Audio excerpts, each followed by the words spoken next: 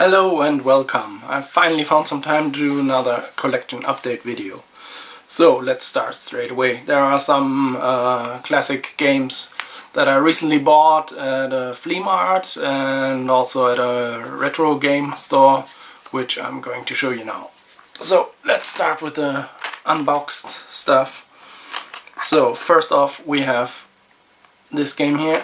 Probably can't really see it through the cover. It's Adventure Island 2, I believe. No, it's the first one, Adventure Island for Game Boy. One of the games I played as a kid, I think on the Commodore 64, like Wonder Boy, this version. And I played Adventure Island on Super Nintendo at a friend of mine when I was very, very little. So yeah, that was one of the games I found at the flea market for a couple of euros, so I got it. And the next one is Legend of the River King for Game Boy, which is also, it's a game I've never really played before, but I watched some videos and I also found it relatively cheap on the flea market, so I thought I will give it a try at some point. And then we have a Game Boy Color game. This is Ken Griffey Jr.'s Slugfest. To be honest, I only got this because I've never really played a baseball game on any console before, and I found this cheap on the flea market, so I thought I will give it a go. And yeah, I've played it for like 5 minutes. I've tried it, but I think I'm not really sure, as I said, I'm not familiar at all with the sport, baseball, and also not familiar with any baseball games. But from what I could tell, I think this was only really batting. The only thing you can do in the game is bat the ball, so not really that interesting, but maybe there's another game that maybe is a bit more, not complicated, but a bit more complex, which might be a bit more interesting. Anyway, as I said, I got this. I'm interested in playing a baseball game on a console, so this is why I got this. And the next unboxed Game Boy game that I have here is called Aliens Thanatos Encounter. I got this game also on a flea market. I bought it because it was cheap and I had never heard of it, and I thought it might be a good game, it might be a hidden gem, it might be an interesting game. I haven't played it yet, but once I have, I might give an opinion on that. And then I also have a few unboxed Super Nintendo games which I found. First one is Super Swift. I got this because I played Super Swift, or at least one of the Swift games, or even a couple of Swift games back then on the Amiga 500. And I remember that I quite liked these games, so when I found this one on the flea market, I had to get it for a few bucks. The next games that I'm showing you now, I've all got from a retro games shop, and I bought most of them because they were on sale, because they were cheaper than usual. And yeah, let's start straight away. First one, unboxed one, is Super Nintendo game. It's called Troddlers. To be honest, I bought this game because, I don't know, maybe you can see it on the camera here. I only bought this game, I've never heard, had never heard of this before. I only bought this because it has this this symbol on it, this where it says Super NES mouse, basically that it's compatible with the Super Nintendo mouse. That was the main reason, or only reason, why I even got this. It was cheap and I never heard of it, but I saw that it was compatible with the Super NES mouse.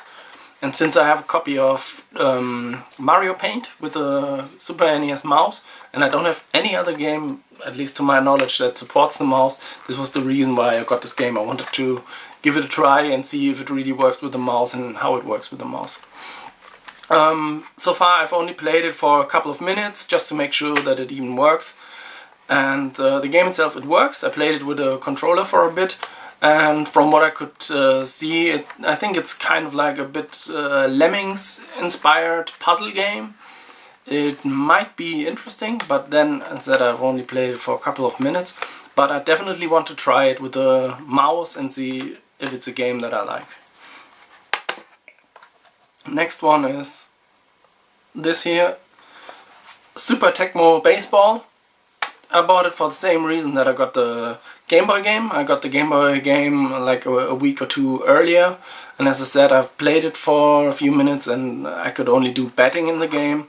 So I wanted to have a bit more of a bit more complex baseball game. This is why I got this one. I tried playing it, but unfortunately so far I haven't been able to. Even though I have a Retron 5, I tried this on the Retron 5 and also on a modded Super Nintendo, but so far I didn't even get it to work at all. Just, it's not recognized. I'm not sure. I've opened the cartridge up already, took a look inside to see if there's any visible damage or if there's even a board, the proper board in there. And from what I can see that the game has a battery in it, probably for the save games, for save game backup. And this battery is probably empty. So what I'm going to do is I'm going to have the battery replaced, and hopefully then the game will work again. Maybe someone in the comments can help me out and tell me if an empty battery can lead to this problem. If this can be a problem with an empty battery, or if it's not even of any use for me to replace the battery. Anyway, I will see. Okay, that's already the unboxed stuff. And then I also found some Game Boy, Game Boy Color and Game Boy Advance games in the retro shop that were still boxed. So, first off, okay, I'm laughing already. You can see here, this is E.T. the Extraterrestrial. This is the German packaging version, but the game itself is multi-language, or in English. I played it for a couple of minutes. I made sure to check that it's working. I got this because of the title. I got this because of the cover art, because I know that the Atari game is really bad and it's an infamous bad game, and I just wanted to see what the Game Boy Color version of this game, or the Game Boy Color port, I didn't know if it was a port or if it was a new game. I wanted to see what it looks like. I played it a few minutes, and so far from what I could see, it's not a great game, but I also think it's probably not the most terrible game in the world. But then I've only played a few minutes, and it was just riding around on a bike to certain points, and then the gameplay switches to E.T. just running around solving a small puzzle, and then back on the bike, and if you got to the same place then you have to do the puzzle again. There's no way to go back, so it was all a bit strange. But when I have the time, I will make sure to read the manual, because it's one of the old games that actually comes with a manual and everything. So I will take the time to read the manual and see if there's anything more to the game that I may have missed when I just gave it a short try. Okay, next one is Speedball 2 for the Game Boy, for the original Game Boy. One of the main reasons I got this was the cheap price, that it's a complete in-box game for a relatively cheap price. And that I had played the Amiga version of this game before, years and years and years ago. So yeah, that's why I decided to get it. And then there's another one which I had never heard before. Armorines, I guess it's called. Project Swarm, Game Boy Color game.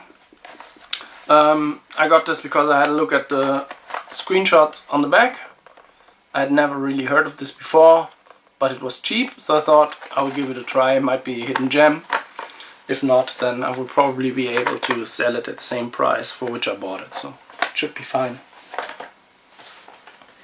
Next one is this here, with the relatively easy title, David Crane's The Rescue of Princess Blobette, starring A Boy and His Blob.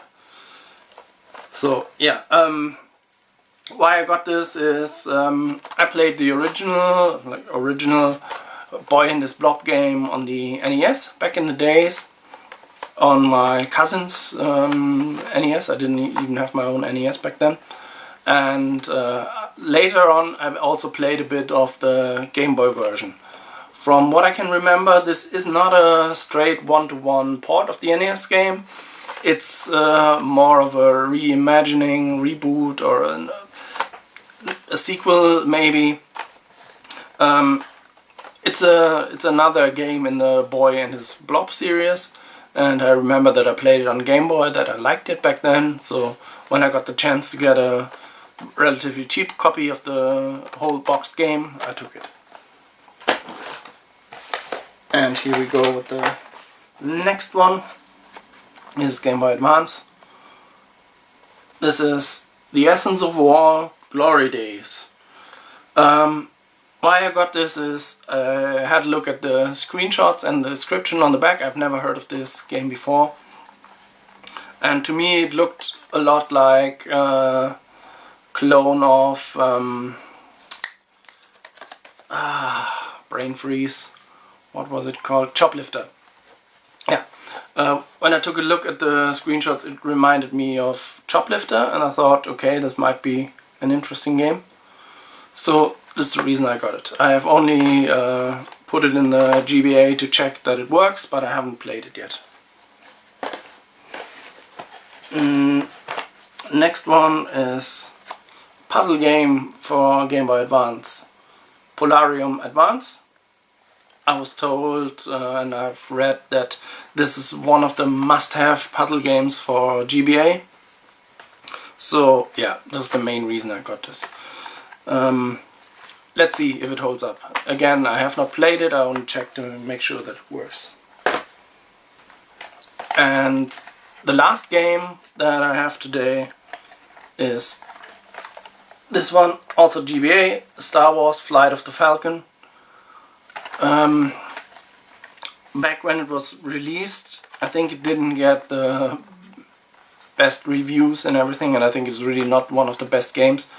But since I found it in complete in box, I took a gamble on it. And I had also, back then, I got the other Star Wars game for GBA. I think it's called Apprentice of the Force, which I quite liked. So I thought maybe this one is similar, or maybe this one is at least similar in quality. So that was one of the main reasons I got this game. And that's it for now, that's it for today.